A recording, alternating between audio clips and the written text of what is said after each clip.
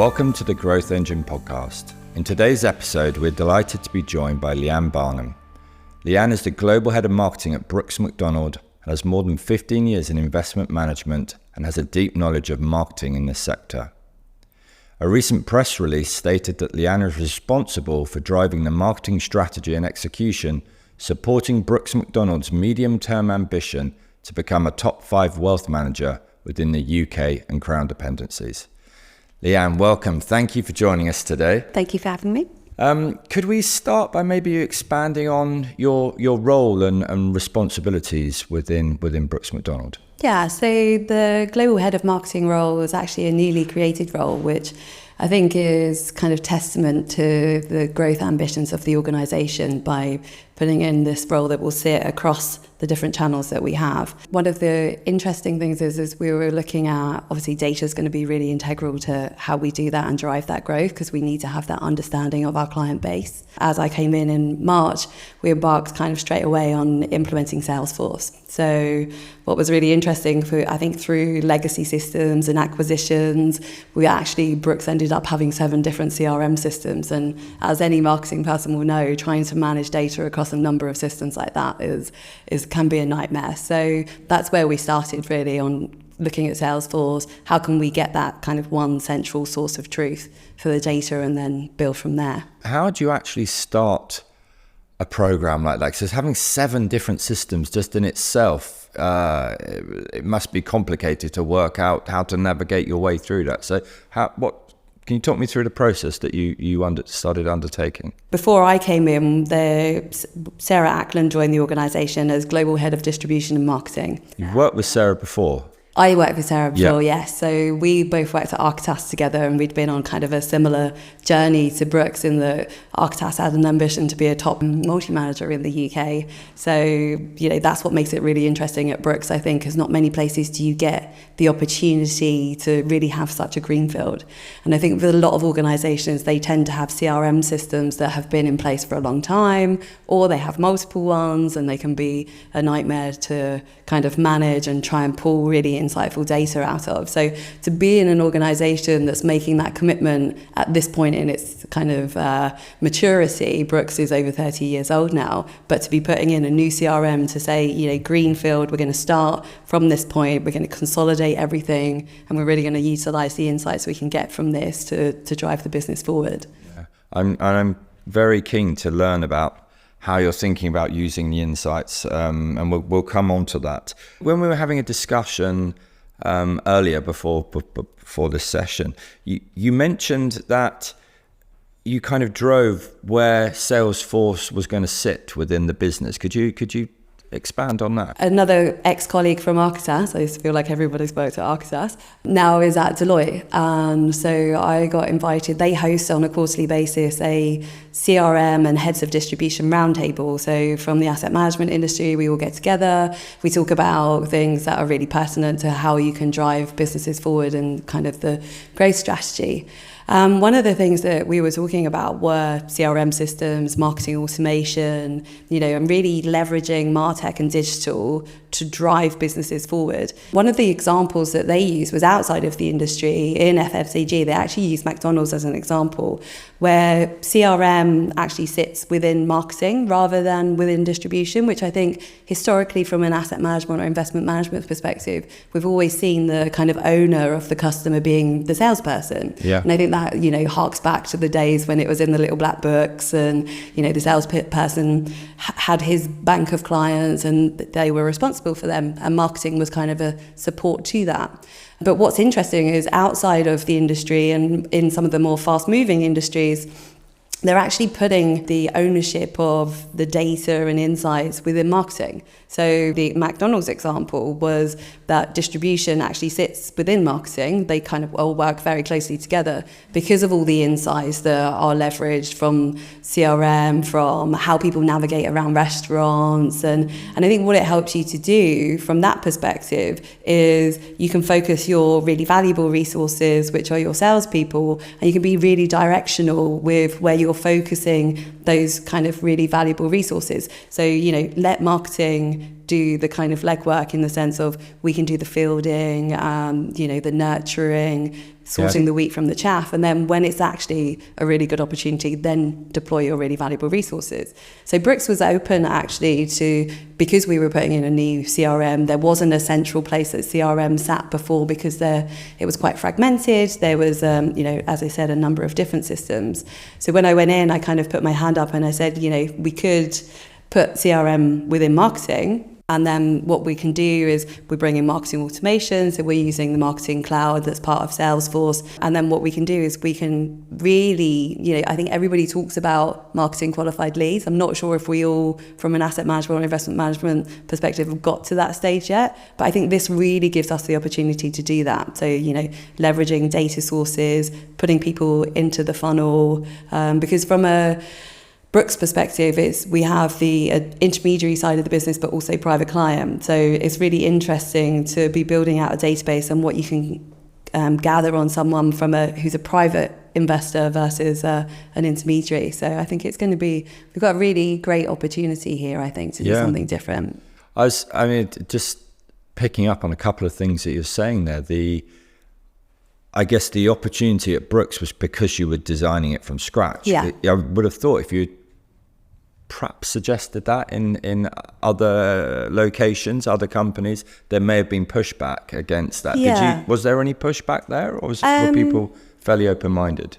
Not from a Brooks perspective. I think, we're a business that's at a kind of a bit of a crossroads, in the sense of we know that if we want to grow, we've got to do something differently. We've worked a certain way for a number of years, and now if we really want to, up the gear and go into overdrive, we need to do something different. And then they're really open to change, which I think is amazing, because, like you say, a lot of organisations are those that were maybe a bit more on the front foot. So Architas, for example, we had Salesforce, it had been in place for kind of 10 years. And you've really, from a business perspective, you've really got to hope that the organisation has the understanding that MarTech, it doesn't stay still. You've got to continually invest in it. And I think a lot of organisations end up with a CRM or MarTech stack that perhaps doesn't grow with them. So you really need an organisation that's going to put the money into it and continually invest and evolve.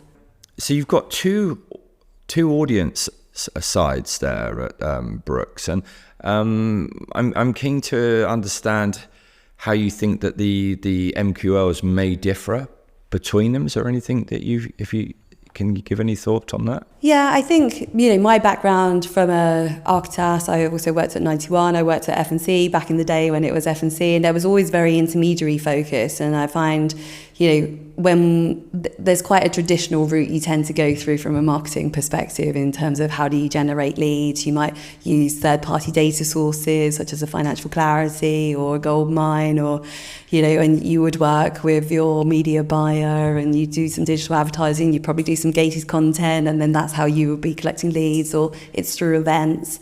Whereas it's really interesting on the kind of high net worth side, and obviously you're dealing with individuals rather than businesses. So you have different challenges and opportunities, I would say. So my background's not really in the private client side, so this is a real kind of stretch for me, which also makes it a very interesting role. Yeah. But there it's a lot around referrals and word of mouth, the relationships I see that private clients have with their investment managers.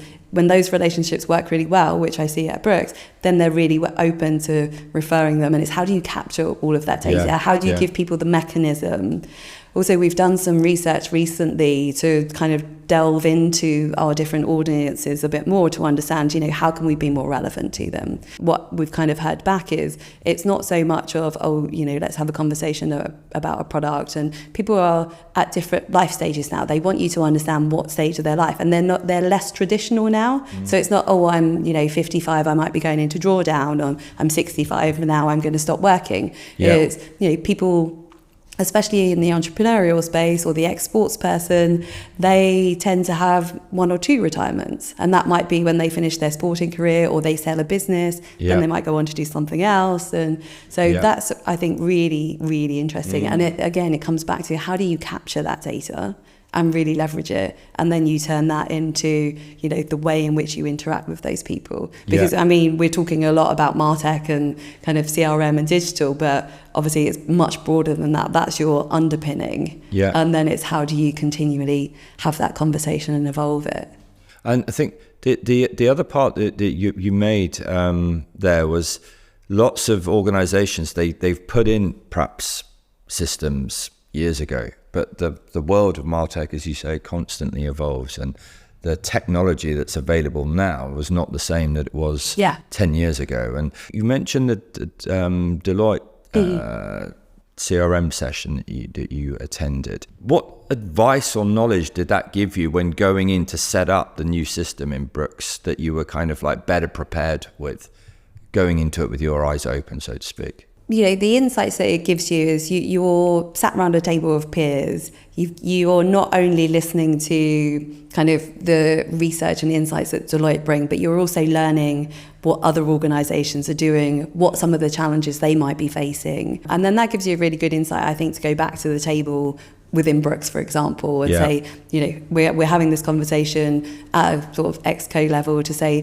these would be my recommendations. And then you're able to back them up with not only kind of insights from Deloitte, for example, but actual lived examples from your peers. And I think quite often that can be you'll hold up a few companies as examples of, this is how we do it because this is how they might do it at X. But if you can actually understand that actually that is how they do it and they're struggling with it for these reasons, then I think it gives you much bit of more a 360 view of it. And much more ammunition, because these can be challenging conversations, right? Sure. They're not always, you don't realise the value of them super quickly. They can be very expensive, so they are a massive outlay, and it takes a big commitment from a business to say, okay, we're going to put the money behind this. We're also going to understand that until this is implemented, until everybody's up and running on it, we're not going to necessarily realise benefits really quickly, but from a long-term perspective, and if we're committed to growth, we understand that this is what we need to do. So give us an overview of the timeframes that you're working with. How long have you been in the role? So I joined mid-February. Okay. We kicked off the project at the beginning of March. It's probably not a good example because we've done it really quickly.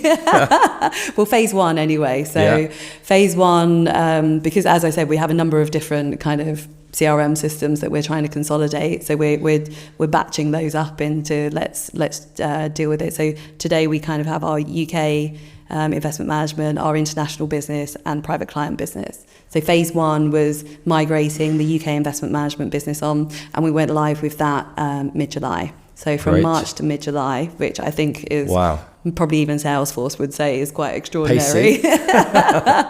Hit the ground running. And then we're in the midst of Pardot implementation at the moment. So we should be finished with that at the end of September. And then we begin the scoping for phase two, and that will be migrating the international business and the private client business. Right. And we would hope to have all of that finished by June next year. Wow. And then what? When you've got all of the kit in, and then the shackles are off, and we go, right? No, then it's all eyes on us to kind of really demonstrate what those benefits are. But I think the thing is like, you've got to always remember the quality of the data, and the data for integrity is something that doesn't stop. And it's constantly keeping people motivated and engaged.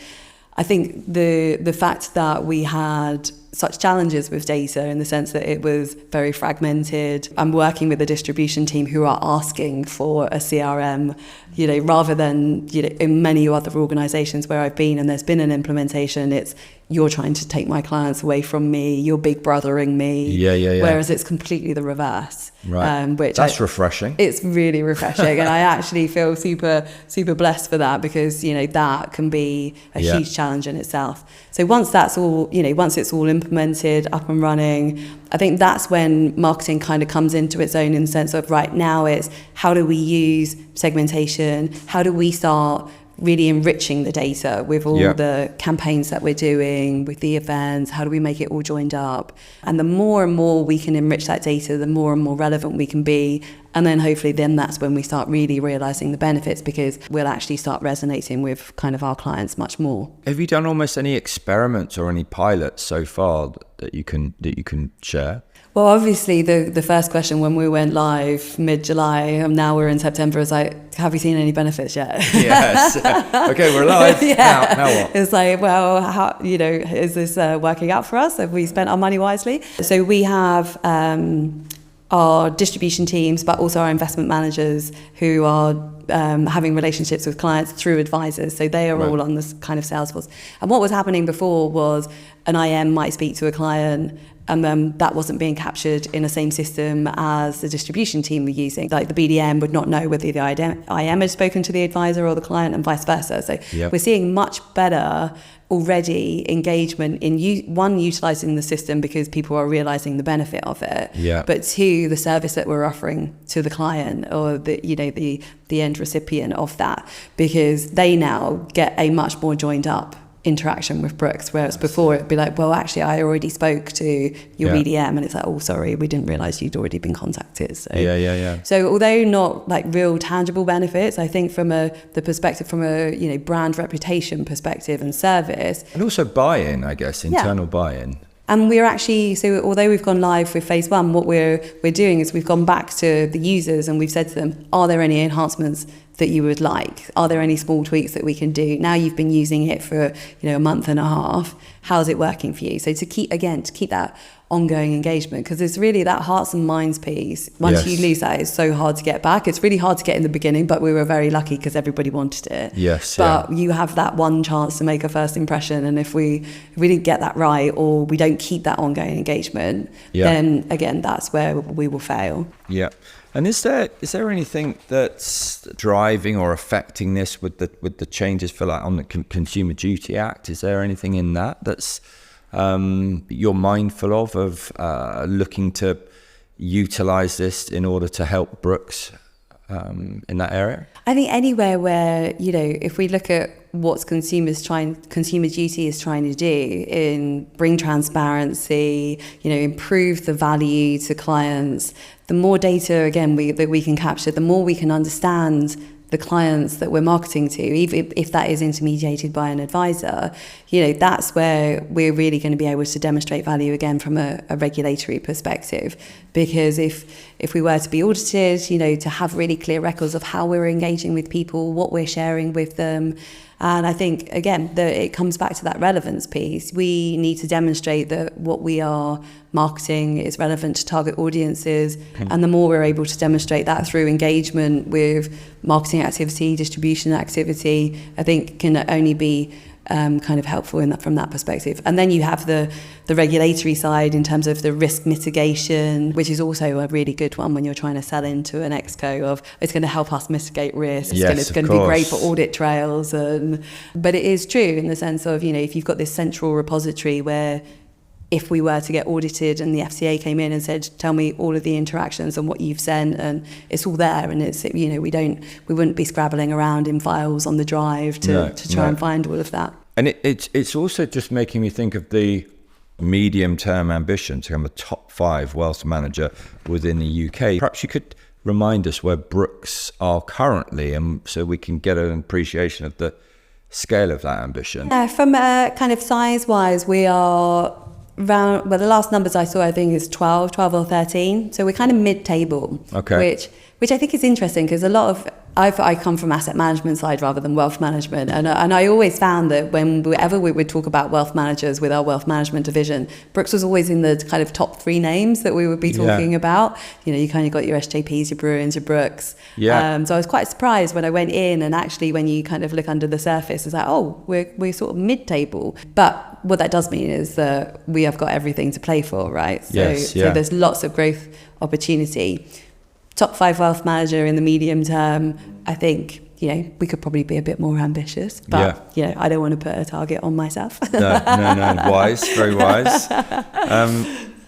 And I think that growth that you're going to be going through with everything that we're talking about, with organising the data, getting intelligence in for MQLs into sales teams, that's enabling the sales team to do more, because clearly the growth has to come from winning more business, doesn't it? So what is the sort of, I guess, how you bring the sales team on board with you in order to say, right, we've got this in place now, we're going to be going on this journey together. Is there anything you can share with us about how you bring that hearts and minds on with them, or they, like you say, they're already bought in? Yeah, I think, like I said, I was very lucky because they were already brought in. But equally, I've been in organisations where, like I said, there's a very much or these are my clients. Like, you know, you don't need to get involved. Because that's what I've heard before. You know, people are like protective, and it's like, no, I'll deal with my top 30, 40 clients. But then you're like, yes, but you've also managing 500 clients. How can you? Yeah.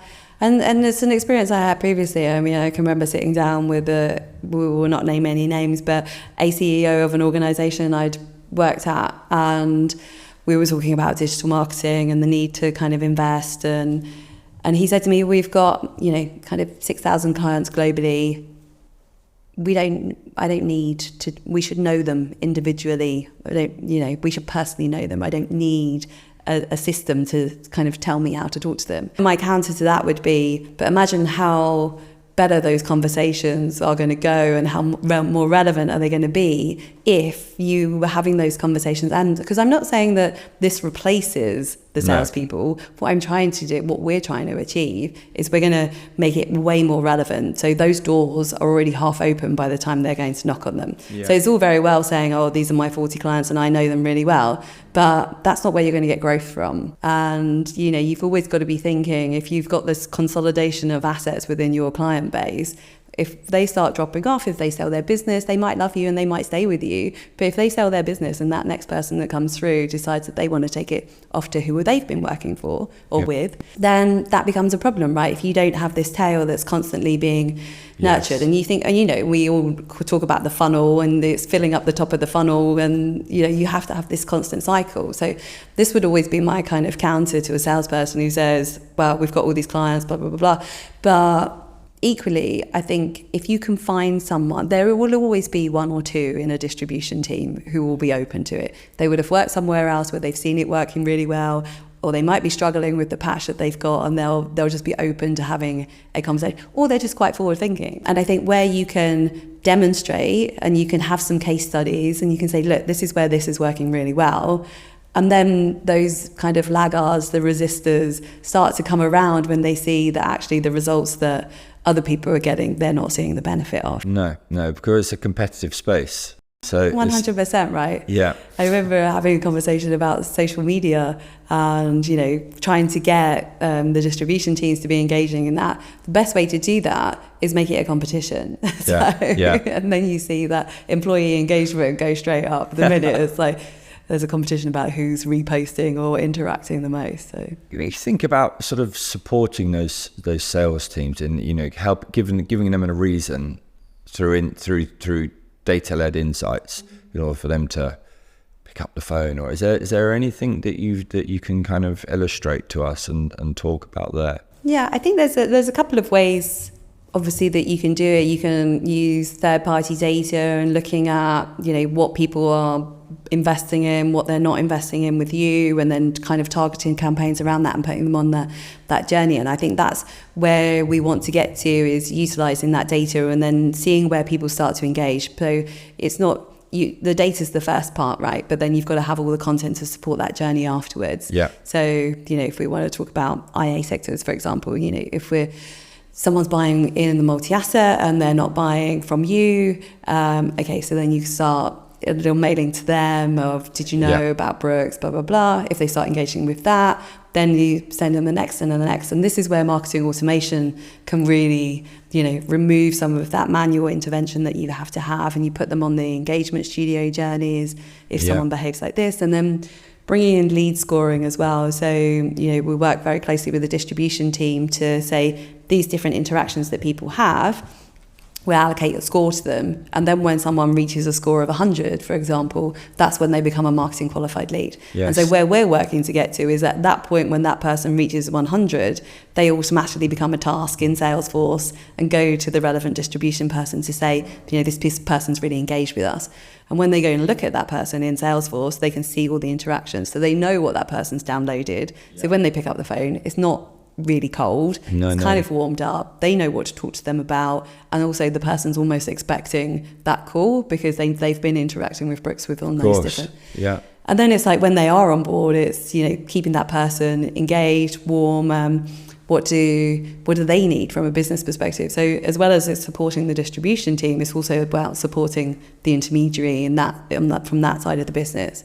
And what we see resonates the most is when someone starts working with you from an advisor perspective, they then want you to help them sell your organization or your products to their clients. So the more you can give them that's client facing, that they can so you become that partner to them. You're almost like an outsourced marketing agency in the sense of you're giving them collateral, even to the point you can do social posts that you can give them that they can put on their own social channels, co-branding, all of that kind of stuff. So as much as we're talking about digital and CRM and data, once that person is working with you, then it becomes much more around the traditional marketing assets and collateral. So that's an interesting point you make about almost becoming an outsourced agency to the advisors. In a way, you're helping them market their business, gain growth themselves. Yeah, because a lot of these advisors, they're not just advisors, they're business owners, right? And they also have to grow their business, attract new clients, retain clients, and they don't always have the luxury of having a big marketing team. If you think of some of the smaller firms, they will have their the regulatory functions, they'll have their power planners, they'll have everything to service a client, but not necessarily market their own business. Yes. And I think this is where we can really help and act, and service becomes the differentiator. I think, and what I've seen over the years is it's a race to the bottom if you're going to compete with your competitors on price. Right. No one has, the best performance all of the time. And we've all seen the kind of star managers rise and fall. Yeah, the moment in some. Exactly. And then product as well. So I think although there is a spectrum of products, but we're all kind of playing in the same space to a certain extent. So that service part, I think, is really where we can find the differentiator. And I think we did when we were looking at how we could rebrand Architas back in the day. So Architas was part of AXA.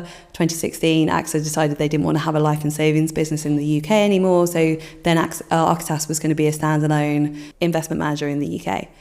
And we had to look at that point of where could we find our USP? And so we did research with advisors. So again, a lot of this as well always comes back to the research and insights of let's not just make assumptions, let's actually test what we think, or let's not make any assumptions and let's just hear it from who we're trying to talk to first.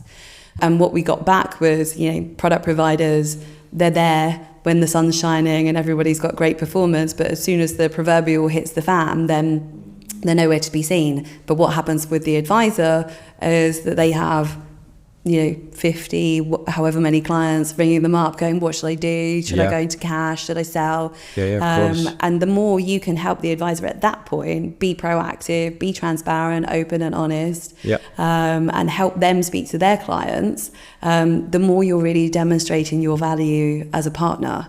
And I think that's when the relationship becomes much deeper than just, would you like to invest in this fund? Yeah. And you tend to get much more kind of brand loyalty from that perspective. Makes perfect sense. I'm interested to just touch on the research elements. You're saying that you did a lot of research when you were at Architas, and I think you said as well that you've been conducting research at Brooks. So how does that process work for you? Do you do focus groups, individual depth interviews with existing clients, not existing clients? What's the word? Potential clients. How does that work? We've done it a number of different ways, and I think it's depending on what you're trying to do. So I think at the point where with Architas, so we had a very clear objective. We wanted to be in the top 3 multi-managers over 2 years. So we were much more punchy. Yeah, right. And it was like, how do we do that? So we went out, we worked with external research experts. So it wasn't something we tried to conduct ourselves. We spoke to 250 advisor firms, not necessarily ones that dealt with us. So we gave them some of our clients to contact, but equally we wanted people that didn't work with us because we really wanted to understand, one, what's the challenges you see just generally, and 2, what's the challenges you see with working with Architas or the opportunities, so that we could really, take it to that next level. And then we carried on that research. And so the objective of that kind of initiative was to raise Architas' brand. We weren't really known as a standalone brand in the UK because we'd always distributed through AXA and partnerships with AXA as a platform, which was Elevate at the time. So from that perspective, we did this. That was our marker in the sand to say, these are the challenges. This is where I think we can see a niche for Architas to play in. If we can find that sweet spot where we're providing this support to advisors at the points where they need it, I think we can carve out a niche for ourselves here. Then from a brand perspective, we were like, where are we on the brand scores? What's our recognition like at the moment? Who's working with us? Who's not, etc. And then we did research every 6 months. And that was our measurement of, are we successful in what we're trying to achieve? Going in the right direction. Yeah. And so by doing that every 6 months, we could see, were we going in the right direction? If we weren't, what did we need to tweak and change? And we achieved that objective. Actually, we went to actually number 1 multi-manager in the UK. Which Congratulations. Score. Yeah. And then from the Brooks perspective, and what we're doing at the moment is we're trying to understand more about what do people know of Brooks. So I think there's a, I wouldn't call it a misconception, but there is a preconception that Brooks are just a DFM. But it actually, we've got a funds arm and we've got a much wider proposition than perhaps people might know us for. Right. So it's how do we have that conversation around, actually, we can be more than just bespoke portfolio services to you or managed portfolio services.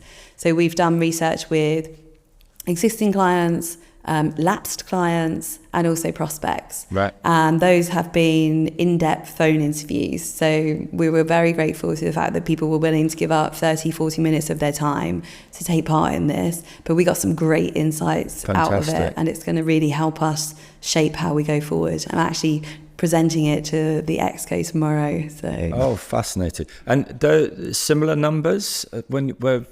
So that was, I think we did around 150. So we broke it into those 3 channels: the UK investment management, the international business, and the private client business. And then it's really interesting what you see come out of that as well. And in that, where we say international, it's servicing of expats in kind of English-speaking countries. So you actually find that the challenges that they're facing, although there will be local nuance, and they're probably more concerned around tax than perhaps a UK investor is, or different tax challenges, actually how they want to be serviced, how they want to interact with a brand, what they want from you, is actually very similar. So the jurisdiction is probably less of an issue than perhaps we might have thought. Similar on the intermediary side, same kind of challenges they're having with servicing clients, etc. So I think we're going to have some really useful insights come out of that will, again, feed into this overall growth ambition. Yeah, fascinating. And a lot around what do people actually want to hear from you. So there's a lot of appetite for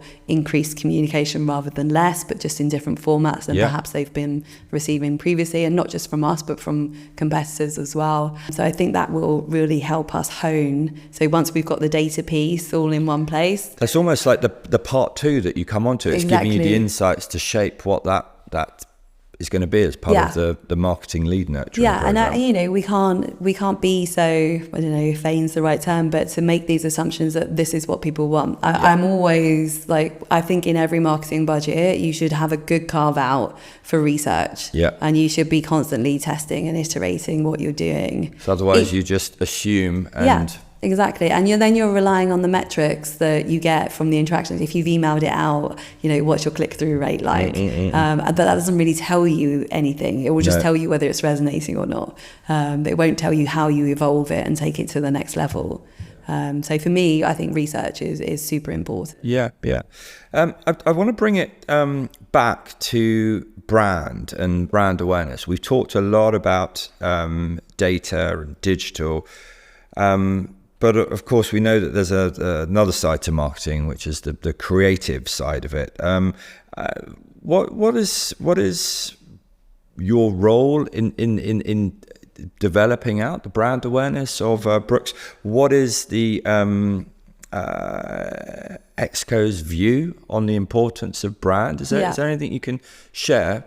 Brand's always a challenge because it can be quite intangible. So when you're having conversations about how much an ad campaign might cost, and it's like, well, what am I going to get out of that? Yeah. And I think it can be quite crude to be like, well, unless I'm going to be able to, demonstrate X amount of leads have come off the back of this, then I don't see any value. And I think those are the kind of conversations that need to be overcome sometimes. Of some things are just quite intangible, some things just you measure differently. So brand awareness, I think, sometimes can be a bit of a, how do you calculate that? But it's anecdotal as well, because again, brand's really important, because people aren't going to trust a brand that they don't know. No. So you might, if you're a private client, you've come through an intermediary, you trust your intermediary, so therefore you're quite happy to. And I'm sure there's quite a few, high street investors who won't know who some of the big names are in the asset management industry, but they might go through an advisor. If they made that recommendation, they trust their advisor. I think from an advisor perspective, brand awareness is really important. And we've seen that come through this recent piece of research as well. It's like, I know Brooks, or I don't know Brooks. If I don't know Brooks, why are they not doing more to work on their brand so that I know more about them? Yeah. That in itself is like, well, there you go. Read that. Yeah. And this again, comes back to demonstrate the value of research. So I think brand is super important, but it's doing it in the right way. It's making the most of that budget spend on brand. So it's not perhaps, there's been some really successful brand campaigns that have been, wrapping taxes, but if you've got the budget to do that and the luxury to be able to go, do you know what, we can dedicate this amount to brand. A lot of brands need to make that brand spend work much harder. Yes. So it's how do you raise the brand awareness, but also associate it with something where you can actually add a bit more context to it, in the sense of, you've got that really strong call to action, or you can really get the message through whilst you're raising the brand awareness. And that's what we're looking at. And that's where I think the role of content really comes in as well. So I've got in my mind the I'm sure you know it, the Burnett and Peter Field diagram showing the importance of brand building combined with short-term sales activation. And I think Mark Ritson talks about a bothism approach. That's my view, but it sounds like that's what we're talking about. Yeah, and and I'm sure many will agree, there is no one kind of facet of marketing or sales that is going to be 100% effective. It is a collaborative effort, right? Yeah. You can have the best brand, but if you don't have the right distribution people to then go and close it, that's going to fall down. You can have the best salespeople, but if no one knows who you are, they're going to have to work double, triply hard to get that person over the line. So that real collaboration through distribution and marketing is where it's really important. I think it has come a long way in the time that I've worked in the industry. I think we're moving away from marketing being the colouring in department, and we're actually getting to a point where there's an understanding, or there's they're witnessing the value that marketing can bring when marketing works really well. We've talked a lot about what you've been up to and putting in place a new system, and the I guess the immediate actions that are coming off the back of that, and the research that you're undertaking. What's the next three things that you're going to be involved in order to maneuver Brooks into the top three? There's quite a lot going on, actually, because we're also re-platforming our website. Right. So we'll be moving to a new CMS. And for me, it's kind of, I created this slide, which is part of the sort of vision that I've been taking around the business, to say, from a MarTech stack perspective, it's Salesforce, it's marketing automation, it's website CMS, social analytics, and then some really good co-branding software. So these are the kind of the next three things, and I see it almost as foundations. So it's, let's get our house in order. We need the house built on really strong foundations. So data being one, really strong MarTech stack, to enable us to do all that we need to be able to do. Having the right processes as well. So I think now when we've got all of this stuff, it's only going to be scalable if it's robust and repeatable. Yeah. So we need to make sure we've got really clearly defined processes to then, where we are doing this activity, we're following a process it's going from the marketing automation piece into Salesforce, and then how are we tracking that activity through Salesforce? So it's all very well, we can give all the marketing engagement metrics, but we also want to be looking at the distribution metrics as well. How is that converting? Because it is very difficult, I think, in a lot of marketing activity to really demonstrate ROI. But when it's going through a system like that, you can really start to add some value. And that's not to say that we're trying to take anything away from distribution teams, but I think it's just to say this overall activity we've done as an organisation has, is having yielded a benefit this. on the growth. Yeah, exactly. Yeah. Where I think in a lot of organisations, even where they do have kind of Salesforce, but if they have an old system, even that level of visibility isn't always there. So I think for me, that's the kind of the focus is, let's get the website re-platform, because that's our shop window, right? So we're going to be doing all this marketing activity. We're going to bring people into Brooks, and they need to come in and they need to have a really good kind of journey when they come into the site, and that journey needs to be relevant. That journey needs to be as tailored to them as it can be. So as we build that out, and as we get more data on our clients, and that's integrated with Salesforce, again, those journeys will become more and more personalized. So that's the kind of North Star of where we're trying to get to, everything integrated, so that the more data we glean on people, we're just constantly refreshing that and making what we're doing more and more relevant, and then the relationship that they have with Brooks better and better. And that the timeline to complete everything that's on that chart, what's your estimate? Well, interestingly, our financial year runs July to June, so I would like to have everything in place and live by June next year. Right. So that will be obviously dependent on... For year one foundations. Exactly. Almost. Yeah. Because you only get so much grace, right, when you go into a new role. And already it's a bit like, hello, what are you doing? And it'd be a busy few months. And we've done a lot already, right? So we've managed to get first phase of Salesforce in, marketing automation's almost in. We're going to be scoping phase 2. RFPs are out. We're kind of streamlined. We're at second stage on RFP for the new CMS. Right. So hopefully, I think end of June next year, end of our financial year, that's a good target. And then going into the new financial year, kind of all guns blazing. Fantastic. I wish you all the success in that. We'll have to come back in a year's time. We'll do, and see where we are. Yeah. Brilliant. Thank you so much for joining me today and sharing all of your insights. It's I really do wish you and Brooks the best. Thank you. Thank you for listening today to The Growth Engine. If you enjoyed this episode and like to hear more, please do subscribe wherever you get your podcast from, and follow us on LinkedIn for regular updates, or on hubagency.co.uk. Thank you, and see you next time.